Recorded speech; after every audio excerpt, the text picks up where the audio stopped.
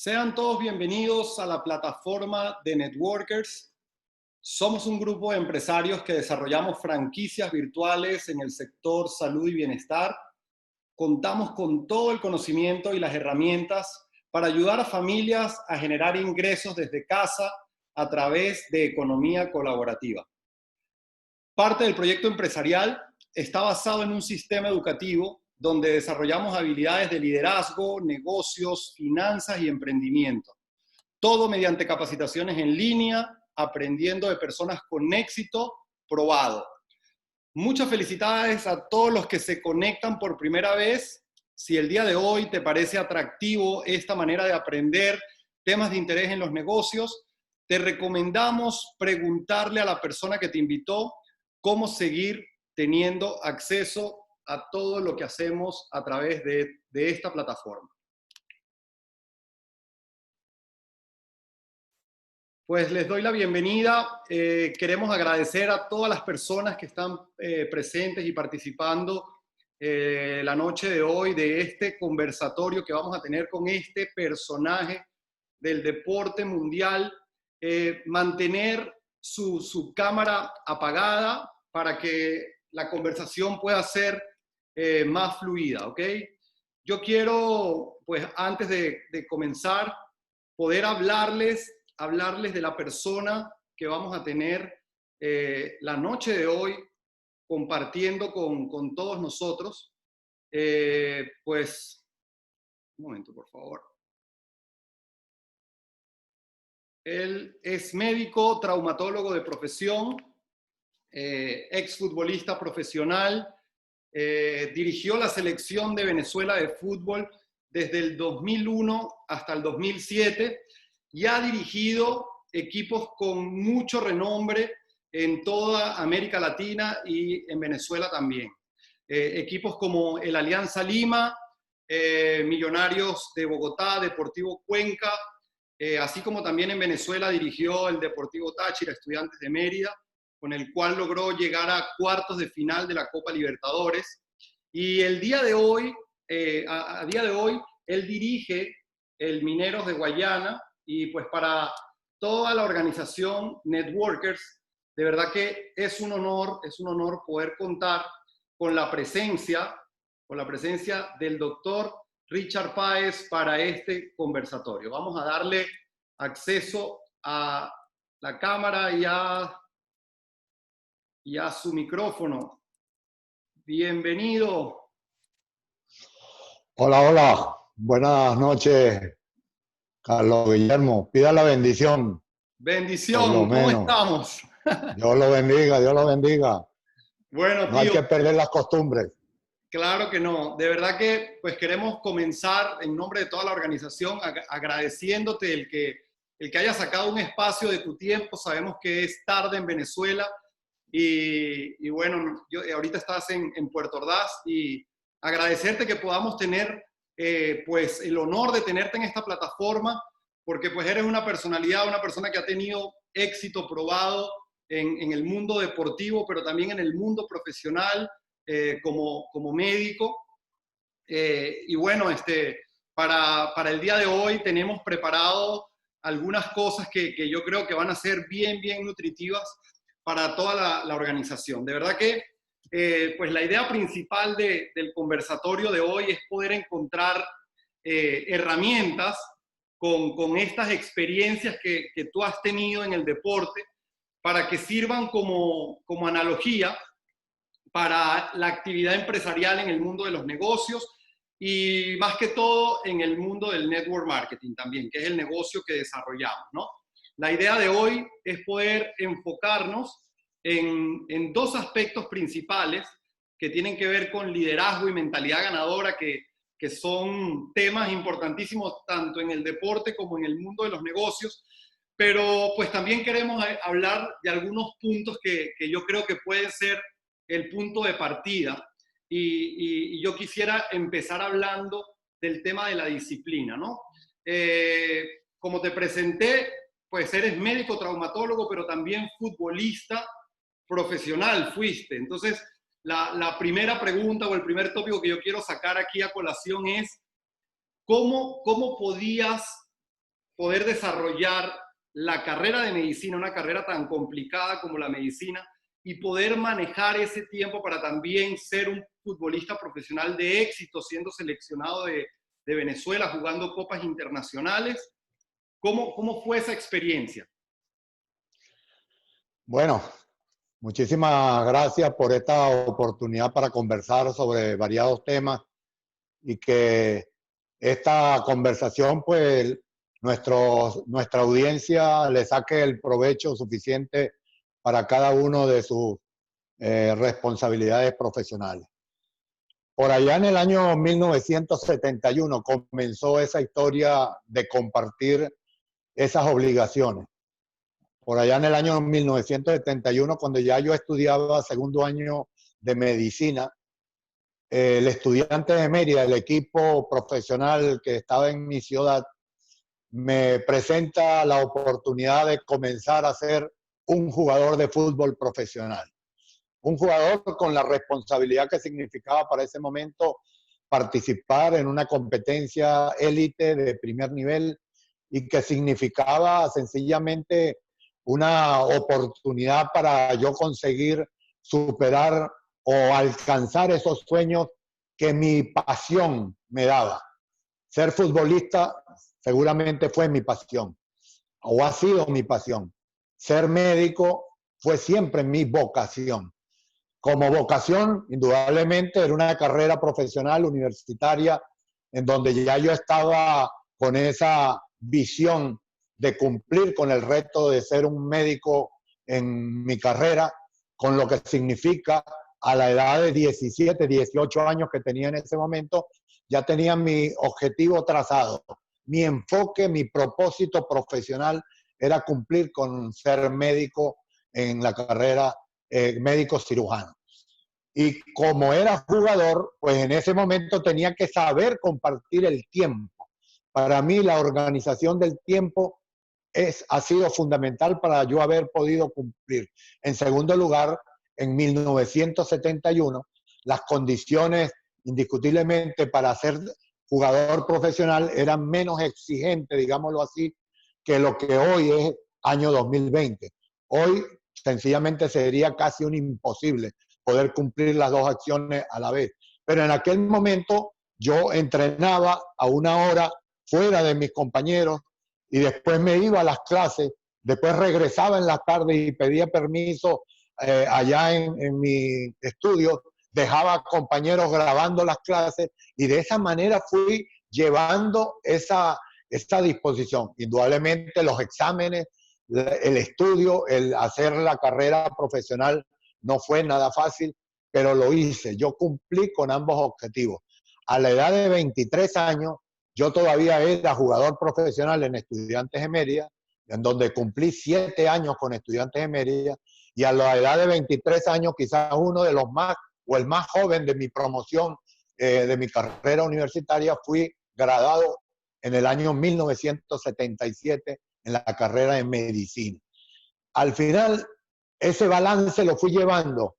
Jugué y estaba haciendo mi carrera profesional como médico. Después me fui a la edad de 28 años, me voy a hacer paro la carrera profesional de futbolista, detengo la pasión por un momento, la coloco a un lado y me voy tras la vocación. Me fui a hacer a los 28 años mi carrera especialidad en ortopedia y traumatología en Buenos Aires. Estuve 4 años fuera, dejé el fútbol a un lado y a los 28 años, después cuando regreso a los 32 años, regreso a Venezuela y todavía juego un año más fútbol profesional con el ULA Mérida. Y fue ahí donde tuve esa anécdota en donde jugué, fui médico y fui técnico del equipo ULA Mérida, que realmente fue una anécdota que no ha sucedido, para mí no ha sucedido históricamente en el fútbol. Luego, al final, en el año 2007, cuando era seleccionador nacional de fútbol, que era seleccionador de la categoría absoluta de Venezuela, yo todavía operaba como traumatólogo en la ciudad de Mérida. Y muchas veces tenía que salir en la mañana, salía de mis consultas de la mañana, me iba a Caracas y regresaba en la noche para volver a estar en la mañana en la consulta como médico traumatólogo. Ya en el año 2007 creo que la pasión le ganó a la vocación. La vocación de médico tuve que ponerla a un lado después de 30 años de prácticamente 25 a 30 años de profesión que tuve que dedicarme ya exclusivamente a la carrera profesional como técnico de fútbol profesional. Wow, o sea, hablando pues mucho de lo que tienen que ver con las prioridades, ¿no? Al principio compartir pasión y vocación, luego poner a un lado pasión porque era un enfoque total lo que tenías por esa vocación de médico, para luego volver con la pasión que vamos a ir ahorita más adelante en todo el tema futbolístico.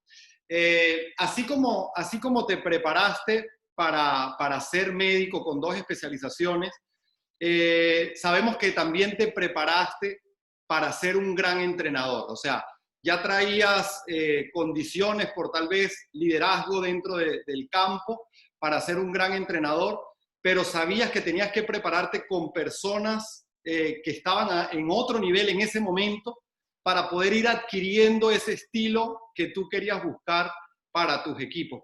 ¿Nos pudieras contar un poco con quién te preparaste también o con quién te especializaste en el mundo del fútbol?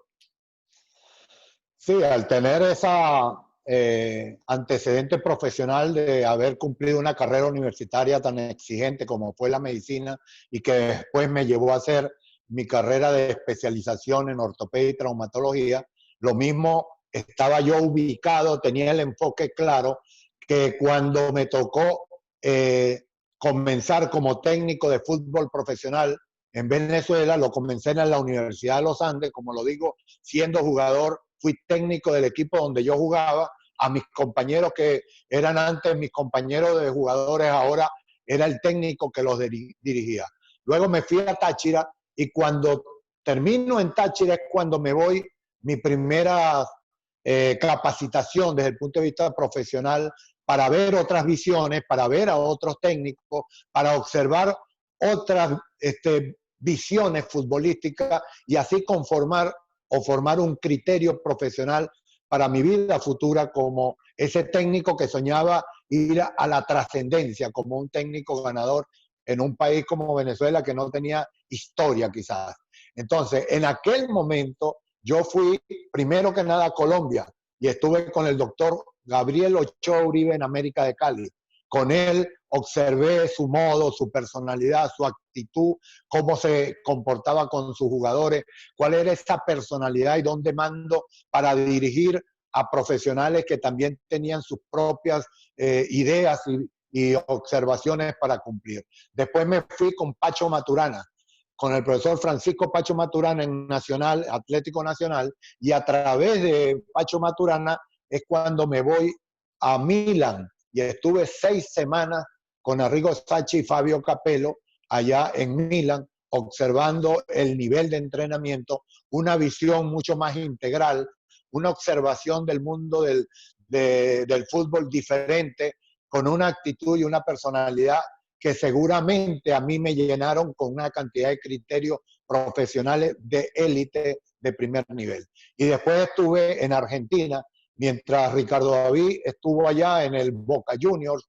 en sus categorías de formación, yo aproveché y fui a ver cuando él estaba ya en reserva, a un costado, ya pasando a la primera de Boca, en donde estaba el profesor Carlos Bianchi. ¿Cómo es que es? Bianchi, Carlos Bianchi. Entonces, con Carlos Bianchi fue otra visión desde el punto de vista suramericano, en donde fui enfocando conceptos, criterios, y creo que de esa manera se desarrolló ese técnico que hoy somos y que después, previamente, pues cumplimos esos grandes logros con la Selección Nacional de Venezuela. Wow, o sea, interesante el ver que lo que tú sabías que era lo correcto en la formación profesional como médico, traerlo a la formación profesional ahora como director técnico, pues fue muy, muy acertado. Y en el mundo de los negocios yo creo que sucede igual. Se trata de rodearse de personas con el éxito que tal vez tú quieres obtener o con el camino recorrido para que pues en ese sentido uno vaya pudiendo lograr los objetivos. Vamos a entrar ahora sí a la parte de liderazgo. Y bueno, yo quiero empezar con una frase de uno de mis directores técnicos favoritos, tú sabes, y quiero empezar con Pep Guardiola, que en alguna conferencia compartió que el líder es aquel que hace mejor al otro. Así de simple, ¿no? Y para nosotros en este mundo de los negocios, y más que todo en el sector en el que trabajamos los asociados a networkers, pues lo que nos interesa mucho es el líder que ayuda a construir a otra persona para hacer una mejor versión. Entonces, como técnico o como jugador, cuando estabas de jugador porque tenías un liderazgo dentro de la cancha, para ti, ¿cuál es el aspecto más importante que debe tener un líder dentro del vestuario en tu equipo? Yo creo que la característica más importante es ser auténtico. Si uno es auténtico, uno enseña lo que sabe y demuestra lo que es. Uno no elabora. Uno tiene que ser un transformador a otros con otros compañeros o con otros, en este caso mis jugadores, es tratar de evolucionarlos a la trascendencia, a la transformación. Producimos en ellos una metamorfosis, pero la metamorfosis tiene que cumplirse primero en uno. Tiene uno que dejar de ser egoísta, tiene que saber construir equipos ganadores, tiene que generar una manera no de imponer conceptos, sino convencer con los conceptos. Tiene que saber ser un hombre impredecible. Uno debe sorprender a cada rato a sus pupilos o a sus compañeros. Tiene que ser un ser extraordinario, porque ser ordinario podemos ser todos, pero uno tiene que aplicar el extra como un mecanismo de superación. Al final uno tiene que inspirar, uno tiene que generar un impacto en tus jugadores, en tu gente que trabaja contigo, en tus compañeros, en la gente que te rodea. Tienes que saber anticipar, un visualizador del futuro prácticamente. De esa manera yo creo que todo se reúne en una convicción total que uno tiene de lo que uno quiere enfocar sus objetivos, y ser auténtico es la mejor manera para convencer. Cuando uno se elabora, ahí comienzas a perder el paso que tienes que cumplir. Muy bien, claro, porque cada líder tiene pues características diferentes, pero el ser auténtico es algo pues importantísimo. Cada quien pues lidera con su esencia, ¿no? Jorge Valdano, en un libro que escribe también haciendo analogías de liderazgo en el mundo del fútbol y en el mundo de los negocios, habla pues en su libro de 11 poderes que él considera que son característicos de ese líder dentro de la cancha y que hace la diferencia. Y yo escogí un poder de estos, porque está muy relacionado con el negocio que desarrollamos en Networkers y tiene que ver con el poder de la esperanza, ¿no? Ahorita tú decías, el líder tiene que inspirar, tiene que transmitir esa inspiración para ir hacia un objetivo. Y Valdano habla de que el líder que es capaz de transmitir esperanza genera ilusión, y la ilusión de poder ganar algo, de poder obtener algo, genera energía, ¿no? Entonces, él hace el ejemplo de Marcelo Lippi en el Mundial del 2006, cuando llega esta selección italiana con el escándalo de la Juventus a segunda división, y él les dice, le genera una ilusión, les juega en la mente a todo el equipo con una ilusión de decir, todos ustedes mancharon el fútbol italiano y si quieren salir de esto, pues tienen que hacer el trabajo en la cancha y quedar campeones. O sea, todo fue una mentira que le montó en la cabeza a todos estos jugadores. Y yo quisiera preguntarte, ¿cómo hace el líder para mantener esa esperanza viva en los buenos momentos, pero también en los momentos donde las cosas no están saliendo tan bien en el equipo? Bueno, cuando yo hablo de autenticidad es que uno tiene que hablar de convicciones. Cuando uno tiene convicciones, uno sabe echar el cuento, porque le sale de adentro el mensaje. Cuando yo llegué a la selección de Venezuela, mi país, Venezuela, yo viví esa selección cenicienta, que teníamos solamente 3 victorias en 35 años de competencia eliminatoria suramericana. Y entonces tú puedes entender que los jugadores de Venezuela en aquel momento éramos los jugadores cenicienta, nadie los reconocía, nadie creía en ellos, no había ningún tipo de espejo retrovisor para mirar con un antecedente en donde apoyarnos. Y siempre habíamos jugado con un fútbol del temor, con el fútbol de no creer en nosotros mismos, en el fútbol de las dudas, de las incertidumbres. Cuando yo asumí el reto de ser el técnico de la selección nacional, que venía con esa carga de haber comprendido a lo que jugábamos y cómo nos veíamos, yo tuve que llegar con un mensaje de esperanza, con un mensaje de visión hacia el futuro, con un mensaje en donde mis jugadores tenían que creer en lo que yo les estaba diciendo. Y yo les decía, ustedes tienen el momento que estaban esperando durante toda su carrera. Estaban esperando un mensaje que los retara a jugar como nosotros somos. Nunca más íbamos a jugar metidos atrás. Nunca más íbamos a reconocer al rival mirándolo con un sentido de inferioridad. Que veíamos el reto de superar todas estas limitaciones en el concepto nada más o en la convicción plena de que nosotros éramos capaces de hacerlo. Y comenzamos a crear un concepto coherente al mensaje. No solamente querer ganar, sino mostrar un entrenamiento y un equipo que tenía las condiciones estructurales en su juego con jugadores que querían jugar para ganar.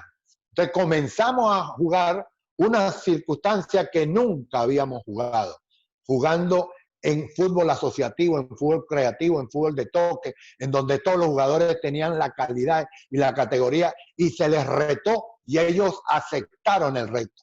Cuando hubo esa convicción y comenzamos a jugar y de repente, a pesar de los malos iniciales, malos resultados que tuvimos, los primeros 1 o 2 que tuvimos malos resultados, pero el equipo entendió que estábamos jugando de otra manera. Y cuando comenzamos a ganar, ganamos de una vez 4 partidos seguidos en las eliminatorias suramericanas de Corea y Japón 2002. Y nadie lo podía creer. Y en ese momento nosotros comenzamos a sorprender al mundo. Pero la única palabra que cambió todo, que es la que yo utilicé para cambiar todo, es la palabra más pequeña pero más significativa que tenemos en el diccionario. Se llama fe. Con fe fue que nosotros cambiamos nuestra propia historia y con fe fue que nosotros logramos convencer a nuestros jugadores que si el líder tenía fe en el concepto de juego que íbamos a desarrollar, ellos tenían que tener esa capacidad de cumplirlo en la cancha. Y el otro método que yo utilicé fue el símbolo de la camiseta. La camiseta nacional yo la utilicé como el símbolo del cambio. Esa camiseta que querían cambiarnos nuestros directivos, que no hallaban qué camiseta poner, que si amarilla, que colocaban la silueta del mapa de Venezuela en el pecho, que era para uno mirarse así y decir, ah, sí juego para Venezuela. Jugaban con el tricolor, jugaban con determinados colores. Ellos, los directivos me decían, pero quita ese color, ya ese color es pavoso. Yo les decía, claro que no lo vamos a cambiar. Le vamos a poner la camiseta nacional, la vinotinto, la humillada, es la que vamos a levantar. Entonces, un momento con los jugadores, yo antes de ser técnico de la selección absoluta, fui técnico de la selección juvenil de Venezuela y en un momento determinado con ese grupo de muchachos de 18, 19 años, porque era la selección que está a un paso de ya llegar a la absoluta, yo le pregunté un día a esos jugadores, ¿cómo te pusiste tú esa camiseta? Entonces ellos se miraban, ¿cuál camiseta, profe? ¿La vinotinto? Sí, ¿cómo te la pusiste? Y él no entendía el mensaje y me dijo, profe, yo me la metí así por la cabeza. Y otro por allá dijo, no, yo la tiré y me metí. Ah, te tiraste y te metiste. Pues yo le dije, pues ustedes no han entendido nada lo que significa colocarse la camiseta nacional de tu país. Ustedes no han entendido, ustedes que son los jugadores que están a un paso de llegar a representarnos en la categoría absoluta, se colocan la camiseta nacional como una camiseta casual, como una camiseta simple deportiva. Papá, se las quitan todos y se las quité a todos. Y yo le dije, mire cómo es que se coloca esta camiseta, carajo. Entonces yo me la quité y me empecé a poner la camiseta. Y ellos me miraban y yo decía, ya va, siento tal energía, siento tal orgullo, siento tanta necesidad de cumplirle a esta camiseta, porque yo les dije, cuando tú te coloques la camiseta nacional, no te la colocas solo, te la colocas en nombre de tu papá, de tu mamá, de tu hijo, de tu hermano, de tu novia, de tu amiga, de un país, de un médico, de un obrero, de un país, carajo. Te la tienes que saber colocar. Lo mismo le digo le digo a ustedes, a Network, a esa organización, cada mañana cuando se levanten, cuando sepan y entiendan que están comprometidos con esta sociedad que se llama Somos Network, pues se la tienen que colocar como para salir adelante y poner ese orgullo y ese nivel de esa camiseta de Network para cualquier rival que tengan que enfrentar. Mis jugadores lo aprendieron y ellos cumplieron. Wow, muchas gracias. Yo iba por ahí. Yo quiero poner en contexto a todas las personas que están conectadas. Pues Venezuela, como bien lo dijo Richard, pues tenía una historia de siempre quedar de último, 3 partidos ganados en tantos años de historia. Y ese año que agarra la selección, llegas, y quiero esta anécdota tiene que estar aquí porque estamos hablando más que todo para México. Richard Páez venía de dirigir Estudiantes de Mérida y estaba dirigiendo a Estudiantes en la Copa Libertadores. En ese momento fue el equipo que llegó más lejos en una Copa Libertadores, enfrentándose en 2 oportunidades con Rayados de Monterrey, en donde fuimos goleados, porque ahí hablo como fanático de Estudiantes, ¿verdad? Pero también te pudiera decir, goleamos a Estudiantes, ahora soy fanático de Rayados. Pero también en casa, allá en Mérida, pues Rayados no pudo, ¿no? Fue un campeonato increíble que la Federación Venezolana tuvo que aceptar darle el reto a un venezolano.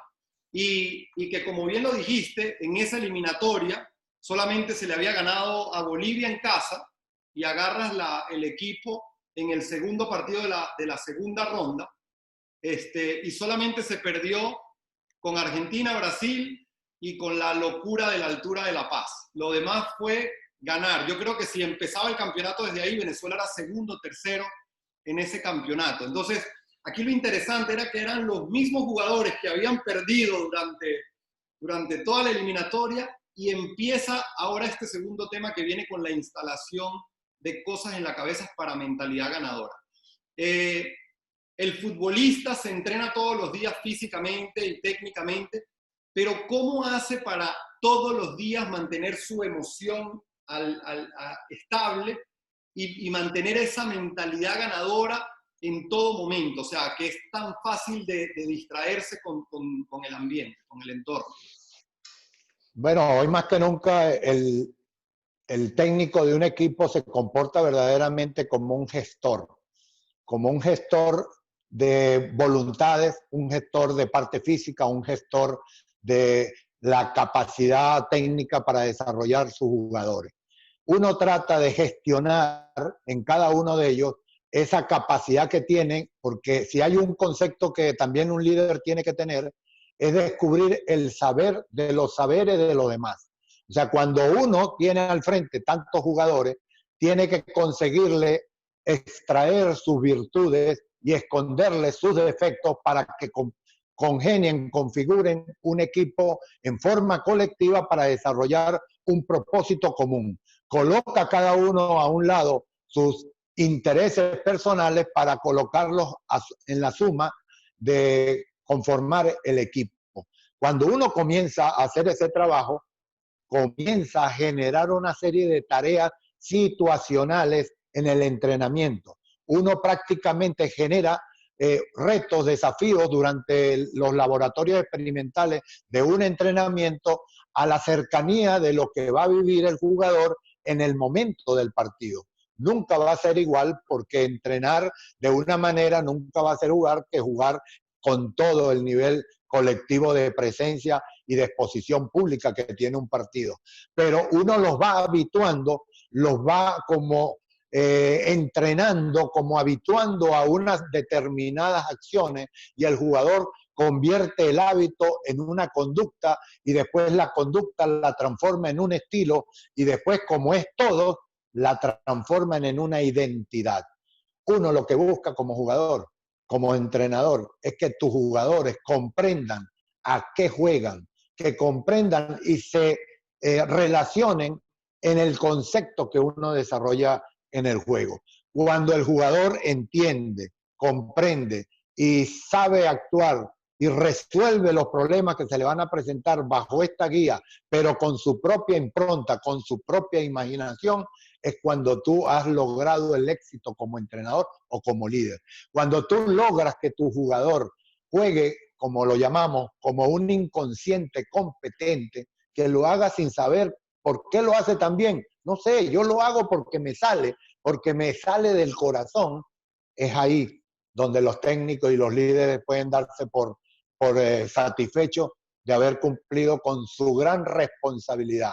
Que un jugador que tú recibes en un momento determinado, cuando termine al frente de él, lo tienes que haber elevado a otro nivel de potencia. Wow, muchas gracias. Pues hablamos de autenticidad, hablamos de ser ese líder que sorprende para que todos vayan hacia el mismo objetivo. Hablamos mucho de identidad, creo que fue un punto importantísimo en cuanto a esa selección Vinotinto. Recuerdo que no estaba permitido cambiar camisetas o pedirle al contrario cambiar la camiseta, no estaba permitido en esa selección, a menos de que fuera al revés. Pero quiero, antes de pasar a la última pregunta, porque ya vamos a ir finalizando, si alguien de los asistentes le gustaría hacer una pregunta en específico, puede escribirla por aquí en el chat y la tomaremos en cuenta para sacar la mejor pregunta ya para la despedida. Yo quiero meterme en el tema de actitud del jugador, porque es muy común, no solo en el fútbol, sino que el talentoso generalmente el ego le puede jugar en algunos momentos en contra y la actitud tal vez no es la correcta y tal vez no sigue siendo un jugador de equipo, un constructor. ¿Cómo se logró específicamente en esa selección de Venezuela, cuando nunca había tenido un renombre el jugador de fútbol venezolano, todo el impacto estaba hacia el béisbol, y de repente llegan todas las luces, todas las cámaras, toda la atención, ahora todo el mundo ya hablaba de la Vinotinto como se habla hoy en día, ahora ya existía esa camiseta, y cómo manejar el ego y esa actitud tal vez a veces incorrecta del jugador talentoso en un equipo de alto rendimiento? Sí, el ego siempre ha sido un grandísimo rival de los equipos. El ego comienza del ego del entrenador y después el ego de los jugadores. Pero el primero que tiene que entregar el ego y ponerlo a disposición, a servicio de todo, es el entrenador. Cuando el entrenador entrega el ego de una manera auténtica, que es expuesta por todos, porque te ven actuar de la misma manera con cada uno de ellos, porque cuando comienzan los problemas es cuando uno como líder comienza a tratar a un jugador diferente a otro en una misma situación. Uno tiene que entrenar y tiene que contactar, congeniar, configurar un trabajo de equipo en donde es fundamental que cada uno sea como es uno. Y ahí es donde uno comienza a entregar su ego. Y cuando uno comienza a detectar esos cortocircuitos en donde el ego, porque es importante contar con el ego de cada uno de ellos. Yo no estoy diciendo que yo no quiero jugadores con ego. Un jugador de élite tiene que tener ego, porque es a través de ese ego es que ellos superan el nivel. Pero uno tiene que ser más bien un facilitador, que el ego salga en beneficio y no como un factor en contra.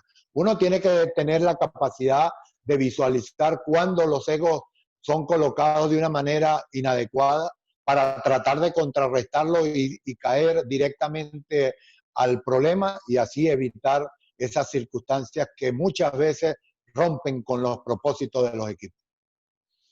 Muchas gracias por aquí. Estamos teniendo varias preguntas que han lanzado los participantes y los que están hoy oyendo esta conversación.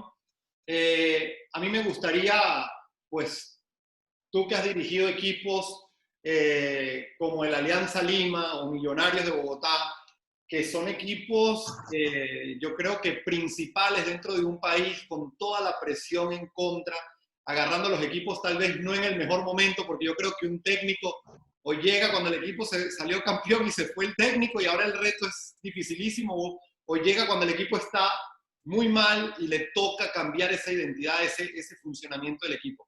¿Cuál ha sido el reto más difícil o más importante al que le ha tocado Richard Páez enfrentar? Bueno, uno de los retos más difíciles que me tocó fue en Alianza Lima. Alianza Lima, el equipo más popular de Perú, realmente me contrata por allá en el año 2008, después de la muy buena experiencia que tuve con nuestra selección nacional, de haber sido un transformador de esa Cenicienta a la Vinotinto que ha quedado con ese nivel competitivo para siempre. Pues Alianza Lima me lleva a dirigir a un equipo que estaba en ese momento circunstancialmente y de una manera hasta sorpresiva peleando el descenso. O sea, tenía un reto que era difícil, complicadísimo, y ustedes entenderán cuando un equipo acostumbrado a estar peleando títulos estaba peleando el descenso. Era una crisis en todo sentido. Y en ese momento llevaban 10 partidos que no ganaban un partido. Y en ese momento que a mí me toca, yo comencé a hacer un trabajo en lo anímico, en lo motivacional, pero fundamentalmente en sembrar rápidamente un concepto de juego que es fundamental, que era el estilo que yo quería verlo jugar. Había un buen equipo, había un equipo que estaba diseñado, pero era con mucha gente veterana y con también un margen de jugadores muy jóvenes. Por debajo de 20 años había como 8 y por arriba de 32 años había como 8. Y había en el medio muy pocos jugadores de 20 a 28 años, habían 4 nada más, 4 jugadores de ese. Entonces era un plantel irregular en ese aspecto, pero tenía las posibilidades de hacerlo. Yo comienzo a dirigir a la Alianza Lima y ganamos 4 partidos seguidos.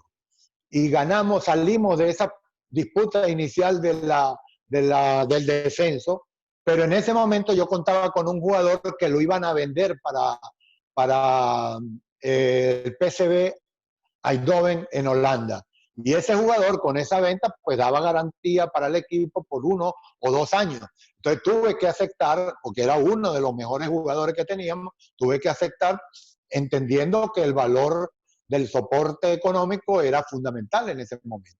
Entonces lo dejamos ir, pero esa semana le hacen la despedida a ese jugador en el equipo y se me van 23 jugadores a una fiesta y fueron grabados por esos paparazzi que hay ahora con los teléfonos portátiles, me los grabaron a todos, me lo sacaron después en una televisora nacional y entonces me cayó encima todo una hinchada que tenía el apoyo de Alianza Lima y quería que lo sacara. Bueno, esa fue la situación, porque yo hice lo imposible para evitar imponer una disciplina de una vez militar, cortando cabeza.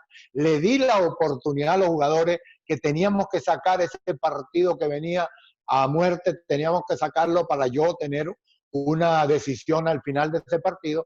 No se pudo ganar y se tuvieron que ir 5 jugadores de los mejores que teníamos, porque eran los líderes y eran los que tenían más experiencia, lamentablemente, y yo prácticamente tiré una bomba interna en mi camerino. Con eso rompí el equipo de fútbol, el equipo, y esa fue una de esas etapas. Pero mantener la disciplina, mantener el enfoque es fundamental para crear un concepto de equipos ganadores. Con eso no hay concesiones cuando se hace con un solo objetivo. Muchas gracias. Bueno, tenemos muchas preguntas. Yo creo que por tiempo podemos lanzar una más y me gustó esta porque pues tiene que ver mucho con el tema que hablamos el día de hoy. Y bueno, yo le quiero meter un poquito de mi parte. Él habla, Joel García, de qué nivel de importancia tiene el psicólogo deportivo, ¿verdad? Para que el director técnico gestione el éxito del equipo. Y a mí me gustaría agregar cómo se recomienda ese diálogo interno de cada jugador, pues para mantener el alto rendimiento durante todo el campeonato, ¿no? Durante la consecución del objetivo. Sí, esa parte volitiva, esa parte de motivación, esa parte es fundamental porque siempre tenemos que estar pendientes que estamos haciendo esfuerzo con seres humanos. Y el ser humano no es puro carne y hueso, tiene una parte psicológica, mental y otra parte que se llama espiritual. Ambas partes son fundamentales para crecer en forma personal o en equipo. Y ambas partes hay que estarlas trabajando constantemente. Esto no puede ser trabajado de una manera aislada. Así como se trabaja las partes condicionales físicas, la potencia, la velocidad, la explosividad, la capacidad técnica, la habilidad, el pensamiento abstracto, la conexión sincronizada, la sinergia de juego, porque son movimientos que se utilizan para conectar tercer hombres libres, una serie de características que hoy el fútbol nos somete. Hoy estamos utilizando también la presencia de un coach motivacional, porque los psicólogos no se debe de utilizar psicólogo, debe ser un coach motivacional para facilitar, para ayudar a generar conductas adecuadas en la construcción de equipo, para saber atacar a esos jugadores con mucho ego, para saber resolver problemas de cortocircuitos en las relaciones normales de los seres humanos y de generar las mejores condiciones desde el punto de vista emocional, conductual, para que el jugador cuando le toque representar a su equipo en la cancha vaya entregado en su potencial y en su mejor dimensión. Y en la parte espiritual, porque cada uno tiene una forma de movilizarse por dentro y hay una energía que no tiene control, que no tiene freno, que no tiene forma de detener. Cuando un jugador, un equipo tiene una fortaleza espiritual por dentro, hermano, estos son equipos de los llamados imbatibles, porque se comportan como una familia. Cuando uno logra convertir los equipos en familias y que se unen a través de todas estas divergencias y convergencias para lograr el objetivo final de ser un equipo ganador. Por eso es tan importante eso, la presencia del coach motivacional en los equipos ganadores. Muchísimas gracias. De verdad que yo creo que esto ha sido pues una conversación muy completa. Hacer analogías para poder captar una idea y más que todo en estos temas que son tan generales como lo son el liderazgo o mentes ganadoras, que no hay una definición por concepto de cada una de ellas. Yo creo que el haber hecho hoy tantas analogías con el mundo deportivo, más que todo con el mundo del fútbol, para nosotros va a ser muy provechoso. Me quedo con muchísimos conceptos, como primero ese de ser un líder auténtico, tal cual como uno es, uno puede liderar un grupo, un movimiento, el ser ese irreverente, sorprendente, de sorprender al equipo para mantener la esperanza viva. La identidad fundamental, se habló de disciplina, yo creo que tocamos muchísimos temas. Fue una charla muy nutrida y bueno, de verdad que agradecerte de nuevo el tiempo. Esto yo sé que fue muy valioso para todos nosotros y sabes que aquí en Networkers tienes tu casa, estamos en contacto y bueno, nosotros y yo en lo personal muy orgulloso de tener tan cerca a una persona como tú. Muchas gracias, tío. Gracias, Carlos Guillermo, gracias a la familia Networker y que Dios los lleve por bien, que sigan adelante y seguramente no van a perder el camino hacia el éxito. Muchísimas gracias y buenas noches para todos. Muchísimas gracias. Bueno, para todas las personas que el día de hoy se conectaron a esta conversación que tuvimos de liderazgo y de mentalidad ganadora, queremos decirle que forma parte de un sistema de formación empresarial que tenemos dentro de esta organización. Si tú estás interesado en conocer un poco más cómo funciona todo esto, en temas que te van a servir para tu emprendimiento, para tu desarrollo profesional, para tu trabajo o para cualquier idea que tienes en la cabeza, te damos la bienvenida y que continúes formando parte, si así lo quieres, de esta organización que es básicamente una suma de talentos donde contribuimos para que cada empresario pueda sacar su mejor versión y obviamente desarrollar un negocio exitoso en la parte financiera. Se despide Carlos Páez desde Monterrey, México, y bueno, fue un gusto el mío para haber entrevistado a esta personalidad y más que todo pues siendo un familiar al que admiro tanto. Muy buenas noches a todos.